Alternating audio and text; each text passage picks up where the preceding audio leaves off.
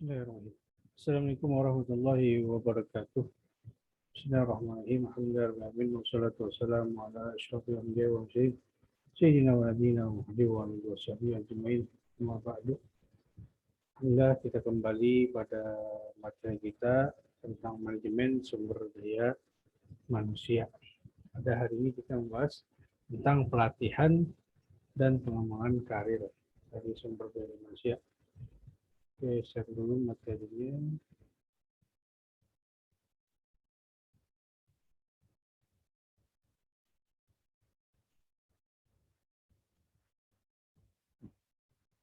Kemarin kita sudah membahas tentang pengenalan, penempatan, dan pemberhentian.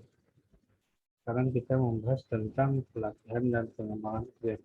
Nah, ketika sudah SDM itu sudah bekerja pada sebuah perusahaan, maka hak yang harus didapat oleh seorang SDM Sokario itu adalah peningkatan skill.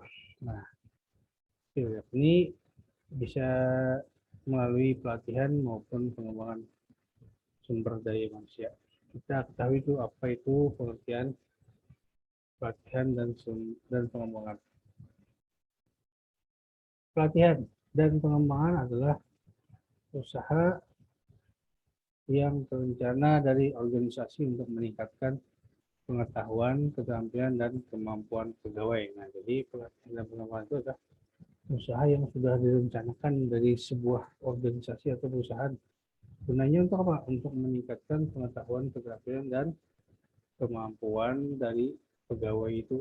Supaya apa? Supaya kinerja dalam sebuah usaha itu terus meningkat dan menjadi profesional.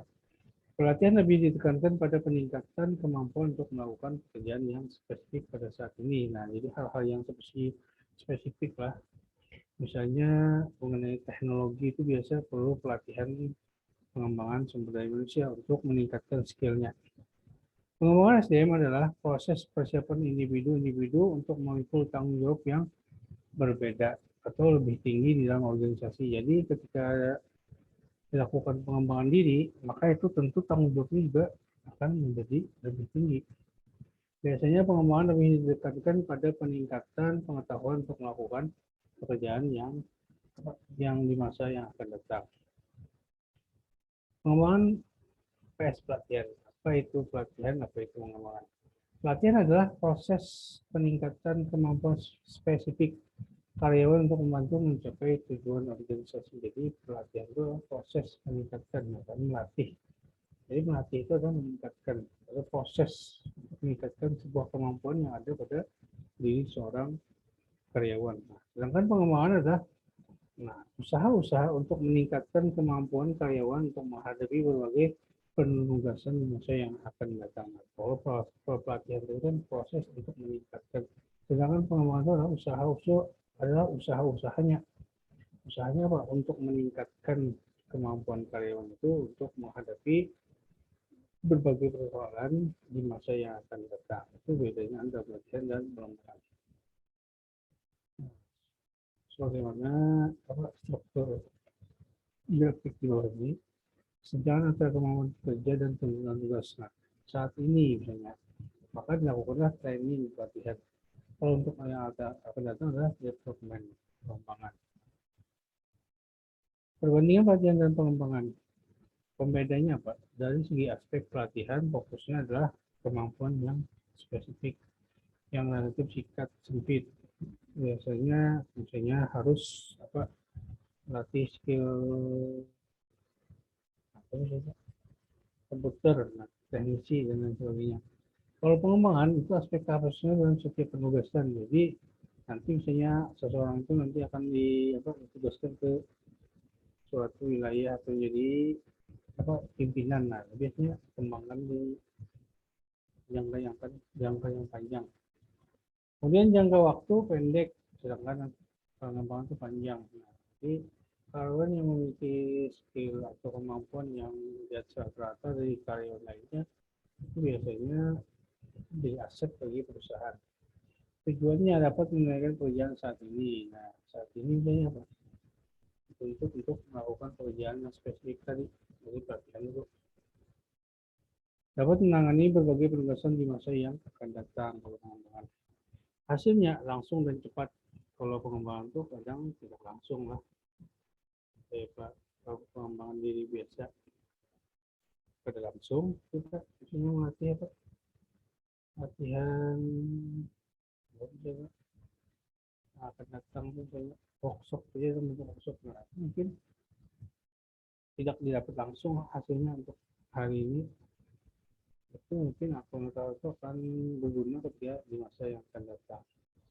Pengukuran efektivitasnya misalnya penilaian kinerja, analisis biaya, tes, kelulusan, sertifikasi. Nah itu penilaiannya melalui penilaian kinerja, kemudian analisis biaya, tes, kelulusan, sertifikasi. Itu latihan biasanya. Kalau pengembangan SDM yang siap ditugaskan, promosi keunggulan kompetitif. Jadi SDM yang memiliki keunggulan secara skill maupun apa pengetahuan, nah, itu mungkin akan ditugaskan di tempat-tempat yang strategis promosi. Arti pentingnya pengembangan diri. Ada perubahan internal dan ada perubahan eksternal. Tentunya diperlukan usaha-usaha pengembangan kompetensi SDM yang dilakukan pada 3 aspek. Nah, jadi ada 3 aspek. Pertama, kognitif, psikomotorik, dan afektif. Kalau kognitif biasanya melalui pendidikan. Aspeknya kognitif, psikomotorik, dan afektif. Pendidikan, pelatihan, dan pengalaman kerja. Misalnya kognitif pendidikan, memperbaiki kinerja, kemudian membantu karyawan, meningkatkan kepekaan dari 3 aspek tadi kan, mempersiapkan promosi, kemudian mengembangkan individu. Jadi tujuan tuntutannya dari perubahan internal atau eksternal itu nanti ada dari segi kognitif, psikomotorik, dan afektif. Kognitif dari pengetahuannya, pengajiannya, kemudian psikomotorik dari penugasan misalnya, afektif dari pengalaman dia dalam pengalaman kerjanya dan menghadapi situasi dan kondisi tertentu, misalnya untuk siap ditempatkan pada hal-hal yang bersifat strategis biasanya.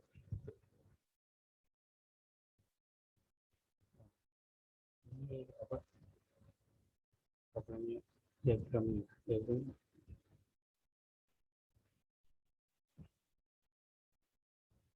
Misalnya pendidikan, pelatihan, dan pengalaman kerja itu gunanya Pak untuk pengurangan kesalahan, kemudian pengurangan omset yang omset pengeluaran, nah yang berlebihan misalnya,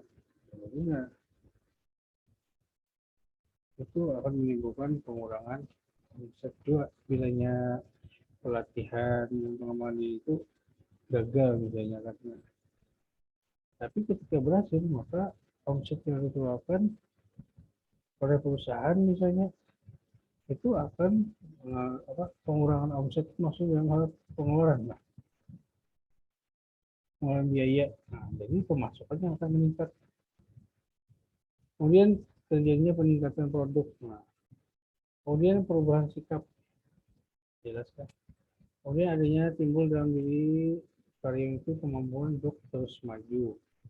Kemudian pengawasan kurang diperlukan. Nah, jadi ketika sudah ada pelatihan dengan diri dari setiap karyawan, itu tentu akan memudahkan supervisor tidak lagi untuk selalu mengawasi hal-hal yang tidak perlu. Sudah pengalaman sudah. Kemudian yang capabilities. Nah, ada capabilities yang baru lah. Faktor penyebab perlunya pelatihan. Nah, misalnya kualitas angkatan kerja. Kualitas angkatan kerja sekarang dituntut untuk lebih berperan aktif, misalnya di masa industri 4.0 lah. Itu terjadi persaingan yang luar biasa. Artinya angkatan kerja itu perlu dilatih agar terus meningkat kemampuannya. Nah, terjadinya persaingan global jelas sudah perusahaan itu pasti bersaing baik dalam segi marketing, maupun dari segi produktivitas. Perubahan yang cepat dan terus-menerus, nah kayak sistem pandemi ini kan, adanya terjadi perubahan itu bagaimana menyikapi hal-hal yang bersifat yang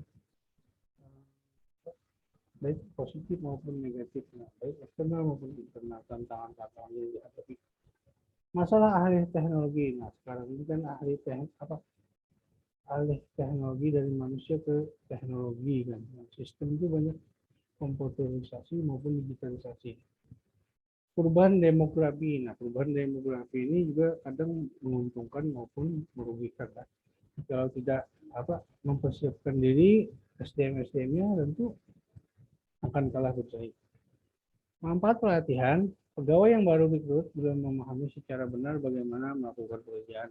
Jadi supaya paham istilahnya itu karyawan itu, maka perlulah pelatihan supaya dapat memahami secara benar terhadap pekerjaan yang akan dilaksanakan itu. Kemudian perubahan dalam lingkungan kerja dan tenaga kerja. Nah, jadi akan terjadi perubahan dalam hal produktivitas, dalam hal lingkungan kerja. Dan ketika sudah mengalami pelatihan, tentu apa yang dibawa dari hasil latihan itu akan berdampak secara positif. Tiga, meningkatkan daya saing perusahaan dan memperbaiki produktivitas. Nah, jelas sudah akan meningkat daya saingnya, kecuali gagal pelatihan tadi. Empat, menyesuaikan dengan peraturan yang ada. Ini artinya adanya peraturan-peraturan yang harus sesuai dengan SOP dari sebuah perusahaan maupun yang berdasarkan undang-undang ketenagakerjaan misalnya. Misalnya standar pelaksanaan pekerjaan yang dikeluarkan oleh asosiasi industri dan pemerintah. Nah, bagaimana untuk menjamin kualitas produksi atau keselamatan dan kesehatan kerja? Maka dilakukanlah pelatihan terhadap karyawan. Menentukan kebutuhan pelatihan. Nah, misalnya Stand dan Button itu dia menentukan kebutuhan pelatihan berdasarkan analisis. Pertama, analisis persyaratan kerja. Kedua, analisis organisasi. Ketiga, analisis karyawan. Jadi analisis persyaratan kerja. Syarat kerja itu apa?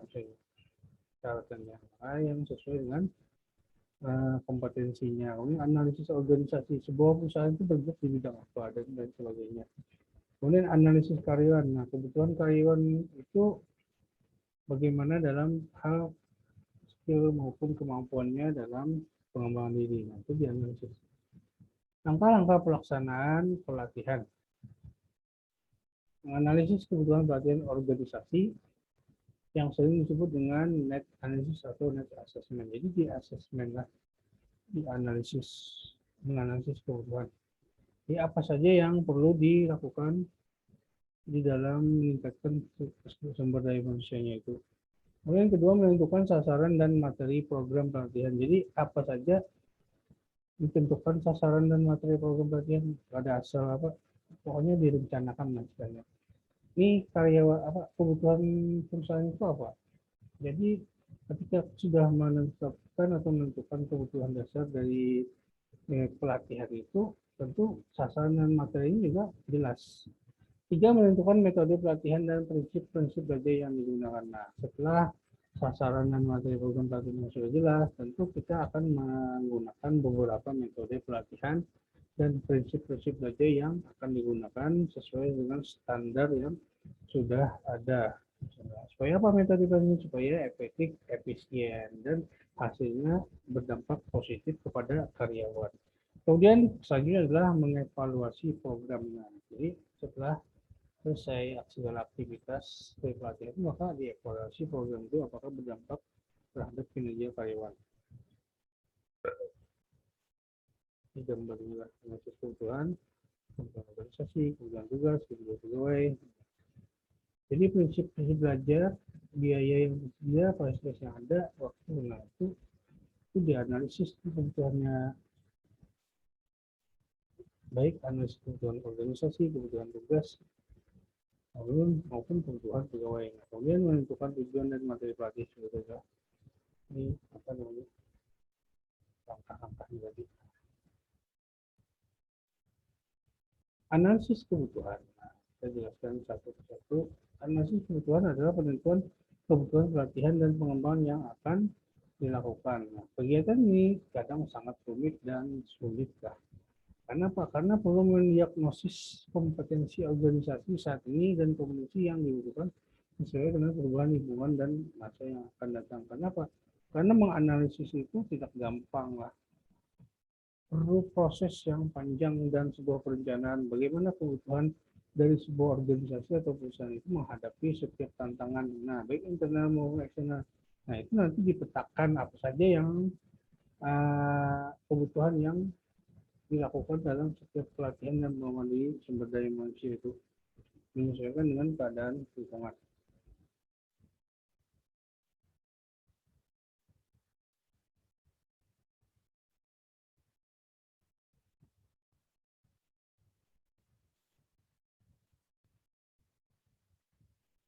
Tantangan yang dilakukan dalam menghendaki kompetensi pegawai itu ditandai dengan lingkungan persaingan kerja yang semakin ketat. Nah, itu biasanya tantangannya. Kemudian kecenderungan peningkatan outsourcing. Banyaklah pegawai kontrak itu lah. Perusahaan untuk kepada orang mencari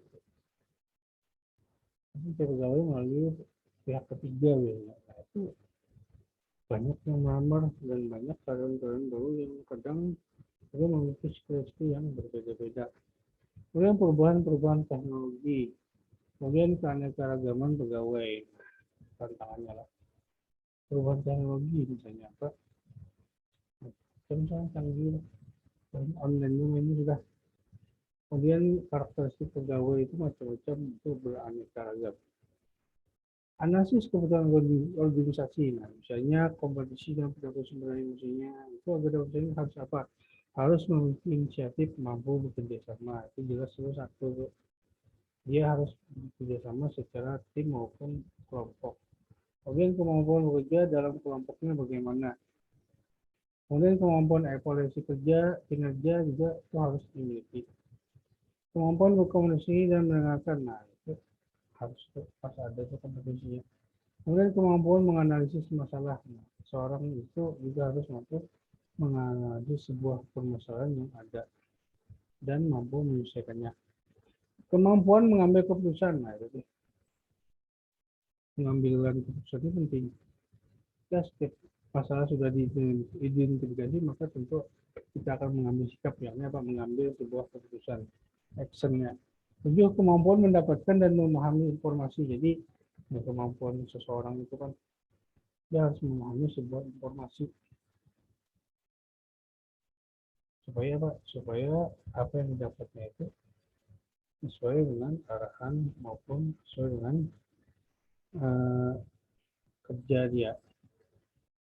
Kemudian kemampuan untuk melakukan perencanaan. Perencanaan penting. Setiap karyawan yang memiliki perencanaan yang matang tentu akan berdampak positif terhadap kinerja ataupun produktivitas dari sebuah perusahaan itu sendiri. Kemudian kemampuan multikultural, nah ini agak berat, nah memiliki kemampuan yang banyak, ya, multikultural macam-macam dari segala aspek. Kemudian B, analisis kebutuhan tugas. Analisis tugas yaitu menganalisis tugas-tugas yang harus dilakukan dalam setiap jabatan. Jadi analisis tugasnya apa saja. Misalnya marketing, nah di analisis marketingnya nanti kemana arahnya, kemudian pencapaiannya apa, targetnya apa. Ini dapat dipelajari dari perilaku peran tersebut dan informasi analisis jabatan itu yaitu uraian tugas. Analisis tugas kemudian ada informasi analisis jabatan juga. Misalnya menguraikan tugas itu kan kesehatan tugas dan standar untuk kerja yang terhimpun dalam informasi sumber daya manusia organisasi itu seperti apa, itu analisis tugas. Standarnya itu standar jabatan itu harus dimiliki calon karyawan apa. Analisis kebutuhan pegawai. Nah, analisis kebutuhan pegawai ini adalah menganalisis mengenai apakah ada pegawai yang kurang dalam persiapan tugas-tugasnya atau kurang kemampuannya, keterampilan dan pengetahuan yang dapat diketahui dari penelitian kerja, observasi ke lapangan atau kuesioner. Biasanya dilakukan observasi oleh supervisor dan melakukan kuesioner. Nah, apa saja ini ada bentuk pertanyaan atau wawancara biasanya kepada karyawan yang memiliki hambatan dalam setiap pekerjaannya. Nanti ketika sudah didapat segala nasibnya, maka siap rencana untuk pelatihan atau pengembangan diri karyawan itu sendiri, apa saja yang harus nanti dikembangkan atau pelatihan apa saja yang harus dilakukan dalam meningkatkan kemampuan dari pegawai itu. Kemudian penentuan tujuan pelatihan. Tujuan pelatihan harus dirumuskan secara spesifik. Nah, jadi pelatihan itu apa tujuannya? Ya, jelas secara spesifik. Apakah ada perubahan perilaku atau perubahan pengetahuan yang ingin dicapai setelah pelatihan dilakukan? Jadi dua, secara perilaku ataukah secara pengetahuan yang harus dicapai. Berdasarkan tujuan tersebut, maka ditentukan materi untuk pelatihan untuk mencapai tujuan. Jadi ketika sudah tahu tujuannya, maka kita akan menentukan materi yang akan dilakukan untuk mencapai tujuan itu. Pemilihan metode pelatihan on the job training, yaitu satu, on the job training, yaitu dilakukan pada waktu jam kerja berlangsung, baik secara formal maupun informal. Jadi pada jam kerja, misalnya mandi jam kerja, itu dilakukan pelatihan. Off the job training itu pelatihan dan pengembangan yang dilakukan secara khusus di luar pekerjaan, misalnya dikirim kemana, misalnya atau di tempat mana, tapi di luar pekerjaan.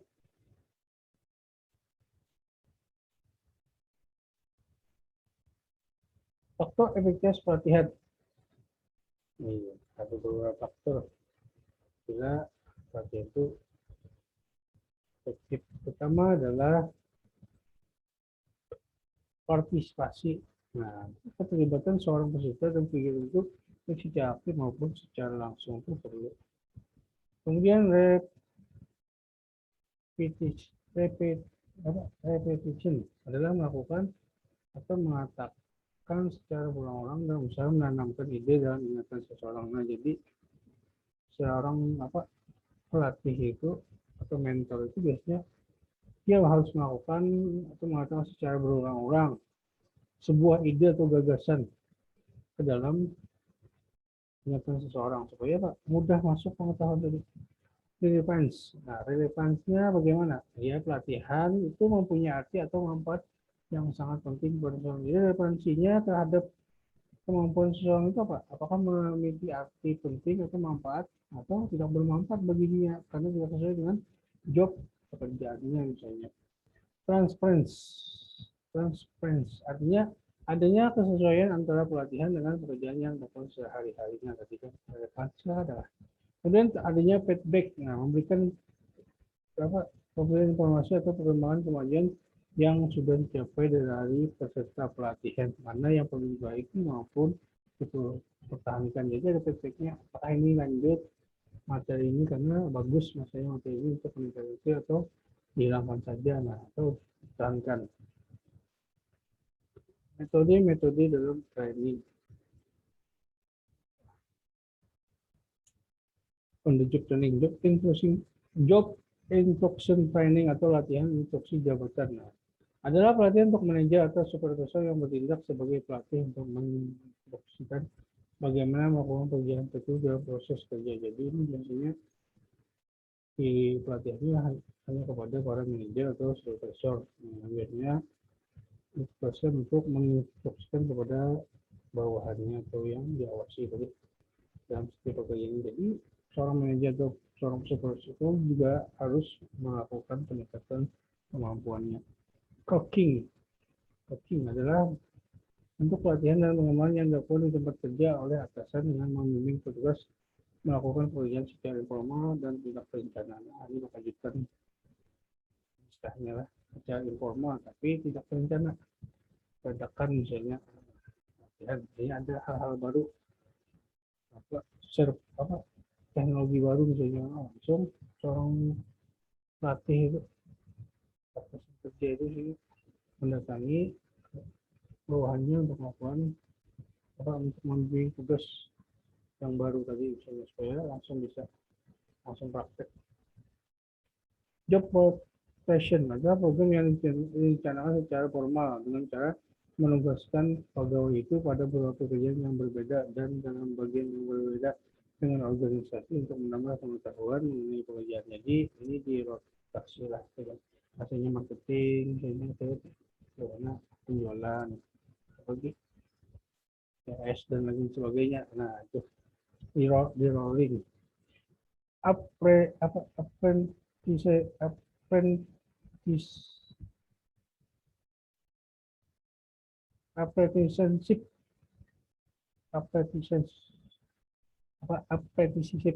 lah, apprenticeship, apprenticeship, apprenticeship, masa belajar. Nah, adalah pelatihan yang mengkombinasikan antara pelajaran kelas dengan praktek lapangan. Ini itu dikombinasikan tuh antara pelajaran kelas dengan praktek lapangan. Nah, misalnya kayak PKL itu kan teori kemudian lapangan.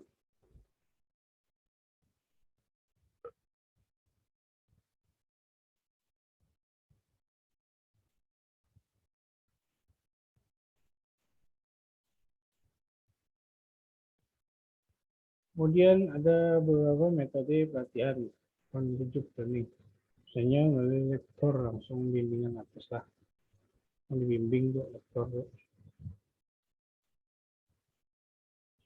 langsung oleh atasan dan model. Kemudian melalui video presentasi. Kemudian melalui vestibular training atau simulasi bertanya simulasi kayaknya bank mini ya. Nah, kayak apa sebuah bank itu berjalan, ada simulasinya. Kemudian role playing, bermain peran, misalnya bermain peran sebagai seorang manajer kayak apa, profesor kayak apa. Case study, studi kasus, nah, misalnya memecahkan masalah, ada kasus apa ini, nah itu dipelajari dan dipahami.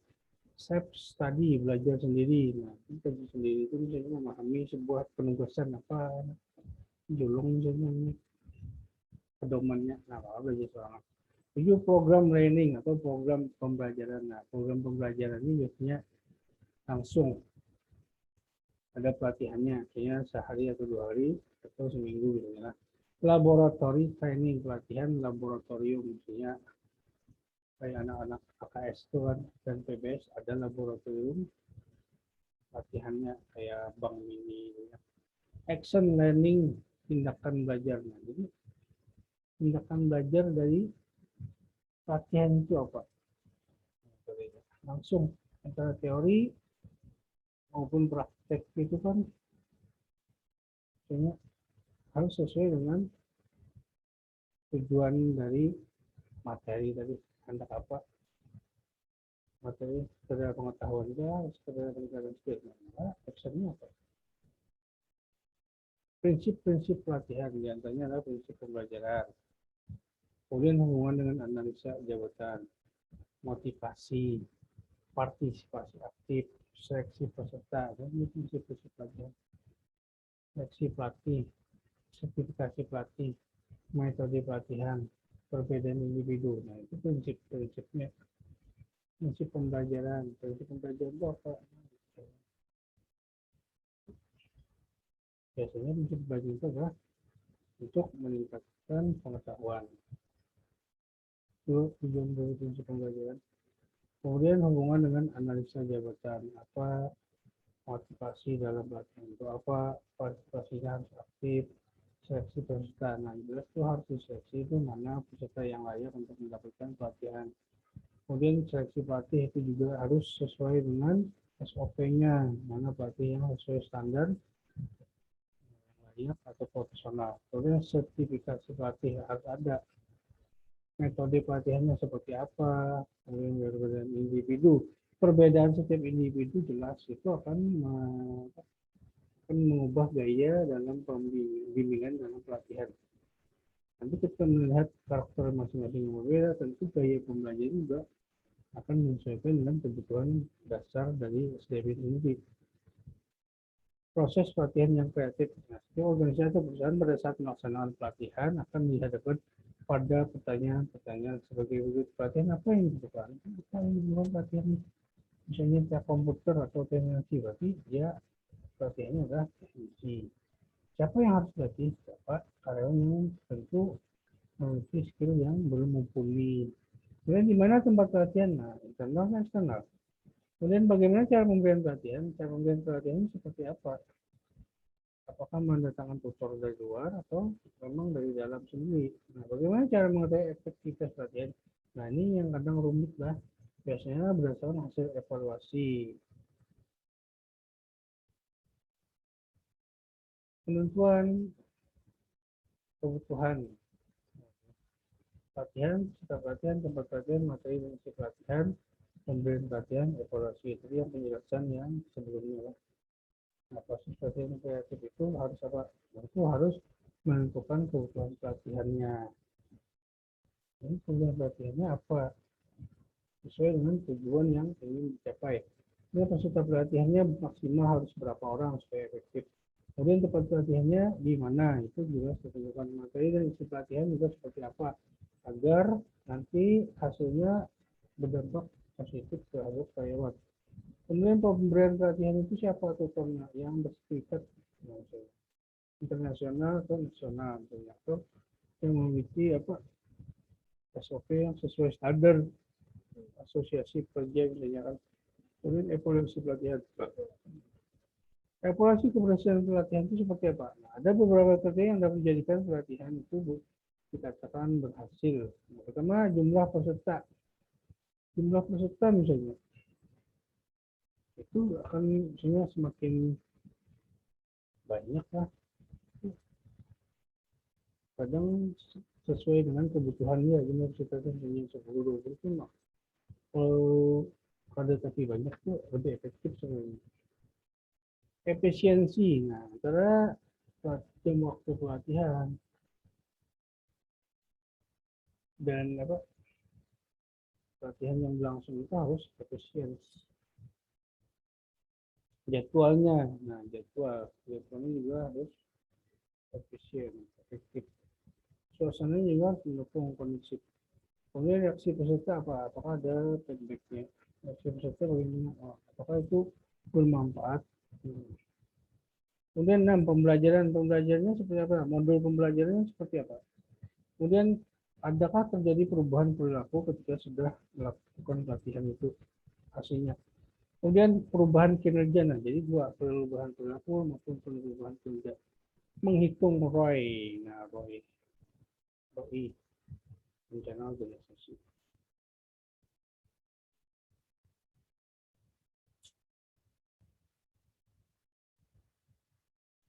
Itu evaluasi terhadap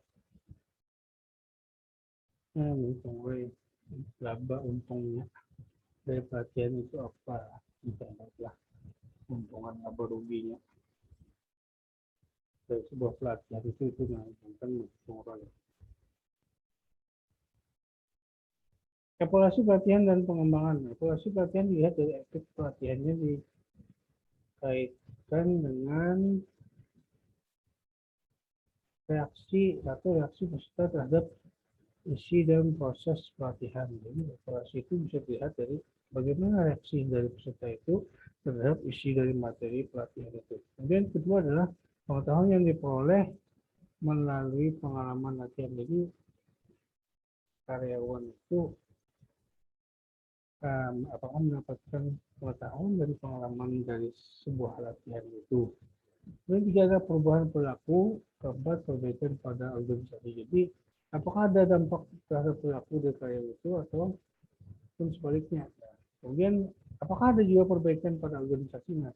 Apakah meningkat kinerja maupun produktivitas sebuah apa organisasi itu terhadap pengembangan karir atau apa meningkatkan SDM lebih.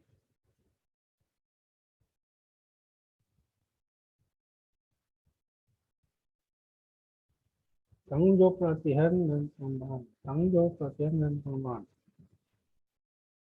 Manajemen puncak itu harus mendukung baik dari segi dukungan maupun dari segi anggaran terhadap pelatihan dan pengembangan diri karyawannya lah. Kemudian manajemen sumber daya manusia itu juga didukung oleh staf dan pedoman. Selanjutnya, atasan langsung, nah atas dorongan atasan langsung, tanggung jawab. Kemudian karyawan, nah ini yang terakhir, ini karyawan minat tidak pelatihan dulu, itu tanggung jawab dalam sebuah pelatihan. Jadi aspek empat ini, baik pimpinan, manajemen, atasan langsung, maupun karyawan itu memiliki tanggung jawab terhadap sebuah program pelatihan dan pengembangan diri.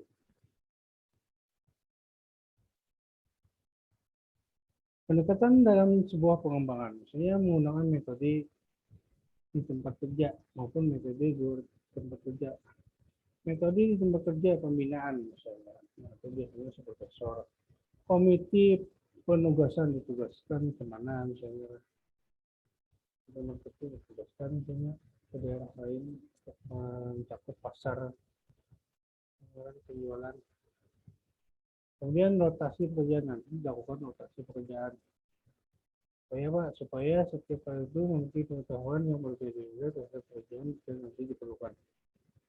Posisi sebagai asisten. Jadi metode bekerja itu dianggap karyawan itu dianggap wakil dari perusahaan. Metode di luar tempat kerja, nah, pendidikan gelar dan non gelar, misalnya pelatihan, workshop dan lain sebagainya. Pelatihan hubungan antar manusia, misalnya apa? Outbound dan di luar itu sosialisasi dan sebagainya. Kemudian diadakan studi kasus. Studi kasusnya apa? Misalnya ada kasus di daerah apa cabang perusahaan itu, nah, bagaimana meningkatkan produktivitas di tempat perusahaan baru itu yang sepi misalnya, supaya perusahaan itu tetap berjalan dengan baik dan lancar dan tetap terus berkembang. Nah, itu salah satu studi kasus misalnya. Nah, tempatkan keluar karyawan yang sudah memiliki pengetahuan maupun sudah berlatih mengenalinya itu untuk menyelesaikan kasus yang berbeda dari tempat dia kerja. Kemudian bermain peran, nah itu bermain peran bisa dalam simulasi biasanya.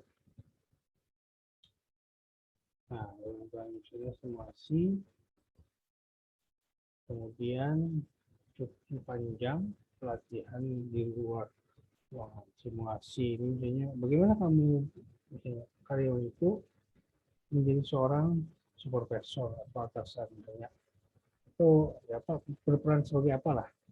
Kemudian cuti panjang ini misalnya dikirim 1 bulan atau 3 bulan untuk training di luar daerah atau di mana misalnya di instansi pemerintahan atau instansi swasta misalnya. Pelatihan luar ruangan itu biasa luar ruangan, outbound kan, seperti gambar itu kan, ada di gambar settingan outbound contohnya. Pengembangan sumber daya manusia itu sebenarnya apa? Adalah untuk menyiapkan manusia atau karyawan untuk meningkatkan kemampuan intelektualnya yang diperlukan. Jadi untuk meningkatkan kemampuan intelektualnya supaya Pak, supaya diperlukan untuk memikul tanggung jawab yang lebih tinggi dalam organisasi atau perusahaannya. Jadi itu manfaat dari pengembangan sumber daya manusia itu. Nah, jadi pengembangan sumber daya manusia itu adalah dia menyiapkan manusianya itu atau karyawannya itu untuk meningkatkan baik kemampuan intelektual, skill, nah, yang diperlukan untuk memikul tanggung jawab yang lebih tinggi lagi dalam organisasi atau perusahaan. Kemudian pengembangan atau development dimaksudkan untuk mengembangkan keterampilan dan pengetahuan karyawan untuk pekerjaan masa yang akan datang. Jadi pengembangan diri karyawan itu SDM itu dimaksudkan untuk mengembangkan keterampilannya nanti serta pengetahuan karyawan itu untuk pekerjaan yang akan datang. Akan datang itu kan ibaratnya ada planning kan untuk menghadapi hal-hal yang di luar dugaan misalnya atau sesuatu yang berubah bonus demografi ini kan misalnya teknologi ini terus meningkat. Nah, bagaimana itu supaya nanti perusahaan itu tetap terus berkembang, terus pesat berkembang pesat maju dan daya saing. Nah, tentu dia harus menyiapkan sumber daya manusianya, mematangkan sumber daya manusianya. Nah, berapa dengan pengembangan diri? Nah, tujuannya untuk apa? Untuk memberikan pengetahuan kepada karyawan itu berupa keterampilan dan pengetahuan untuk masa yang akan datang.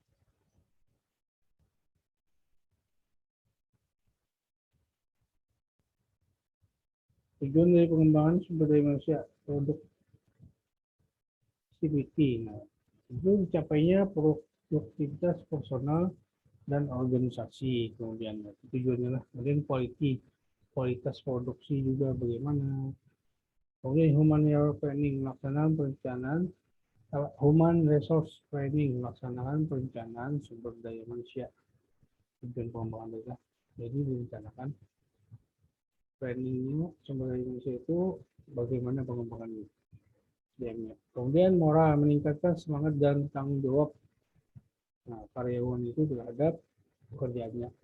Indirect compensation, ini meningkatkan kompensasi secara tidak langsung. Ini secara tidak langsung itu meningkatkan kompensasinya. Jadi apa? Kalau semakin bagus skill seseorang, maka tentu akan ada nilai harga dari sebuah kompetisi itu. Kemudian health and safety, memelihara kesehatan mental dan fisik. Obsolescence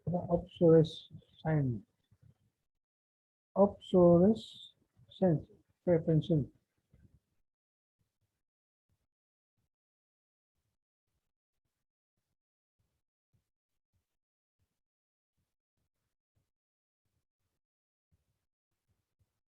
Obsolescence prevention mencegah minimnya kemampuan personal. Jadi kemampuan personal itu dicegah dengan adanya pengembangan sumber daya manusia. Nah, jadi menurunnya kemampuan personal itu tentu seiring masa kerjanya itu kadang ada mengalami penurunan. Maka untuk meningkatkan kembali maka diperlukanlah pengembangan diri bagi karyawan itu sendiri supaya dia tetap kemampuannya tetap terjaga dan meningkat. Kemudian personal growth, meningkatkan kemampuan individu personal. Tujuannya lah. Oke, manfaat pengembangan sumber daya manusia. Pertama, itu meningkatkan kepuasan karyawan. Kedua, mengurangi pemborosan. Ketiga, mengurangi ketidakhadiran pegawai. Keempat, memperbaiki metode dan sistem kerja. Kelima, meningkatkan tingkat penghasilan. Manfaatnya mengurangi biaya lembur. Biaya lembur itu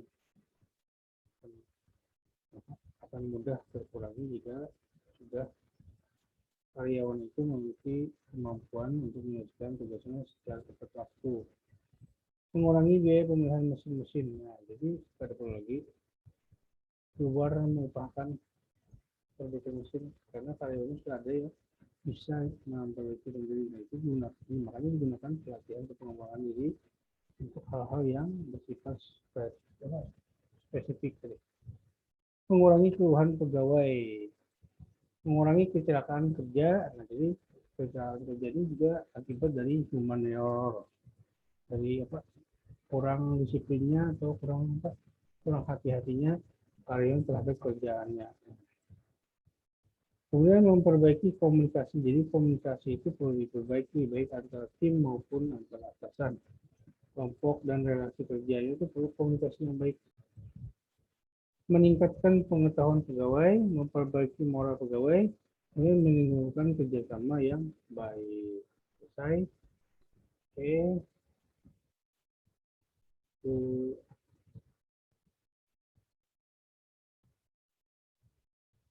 Oke, materinya selesai. Itu saja yang mungkin yang bisa disampaikan dalam materi kita pada kali ini. Mudah-mudahan apa yang disampaikan tadi ada manfaatnya. Mohon maaf kalau ada kata-kata yang kurang berkenan, pantas, kurang jelas, ataupun materi yang disampaikan itu belum bisa dimengerti secara utuh. Mohon maaf. Wabillahi taufiq wal hidayah. Assalamualaikum warahmatullahi wabarakatuh. Sampai jumpa lagi pada kesempatan yang berikutnya. Kesempatan